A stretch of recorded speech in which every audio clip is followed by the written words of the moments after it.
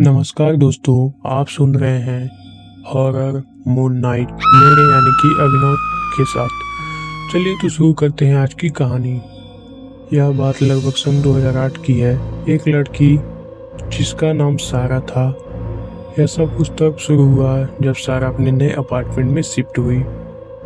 जगह बिल्कुल सही थी, वैसी ही जैसी वह चाहती थी।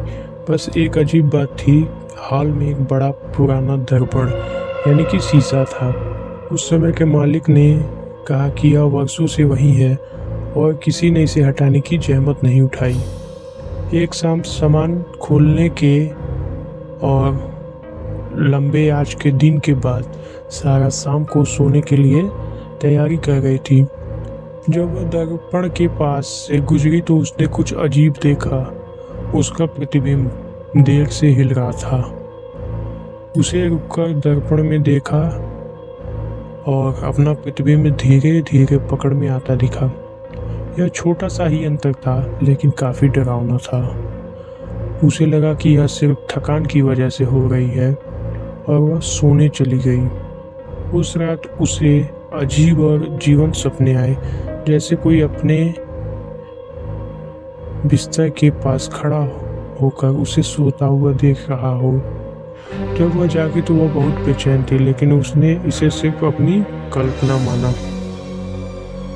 अगले दिन चीजें और अजीब हो गईं। जब सारा दर्पण के सामने अपने बालों में कंघी कर रही थी, उसने देखा कि उसका प्रतिबिंब मुस्कुरा रहा है, लेकिन वह खुद मुस्कुरा रही थी। वह ठिठक गई, उसका दिल तेजी से धड़कने लगा और हिलने डुलने में असमर्थ हो गए। प्रतिबिंब की मुस्कान चौड़ी हो गई, होठ एक अप्राकृतिक तरीके से फैल गए और उसके दांत नुकीले हो गए। डर के मारे वह पीछे हट गई। उसकी नजरें अभी भी उस प्रतिबिंब पर टिकी थी जो अपने आप ही हिलने लगा था। व्यक्ति धीरे धीरे आगे बढ़ने लगा, जैसे वह कांच को तोड़कर बाहर आने की कोशिश कर रहा हो। सारा दौड़कर अपने कमरे में चली गई और दरवाजा जोर से बंद कर दिया। उसे दूसरी तरफ से धीमी हल्की दस्तक सुनाई देने लगी, जैसे कोई कांच पर अपनी उंगलियां चला रहा हो। दस्तक तेज हो गई और यह जोर से धमाकों में बदल चुकी थी। उस रात सारा सो नहीं पाई। वह सोने की हिम्मत ही नहीं कर सकी। अगले दिन उसने एक दर्पण विशेषज्ञ को बुलाया, जो यह दावा करता था कि वह प्रेतबाधित वस्तुओं को शुद्ध कर सकता है। जब विशेषज्ञ वहां पहुंचा, उसने दर्पण को देखा तो उसका चेहरा पीला पड़ गया।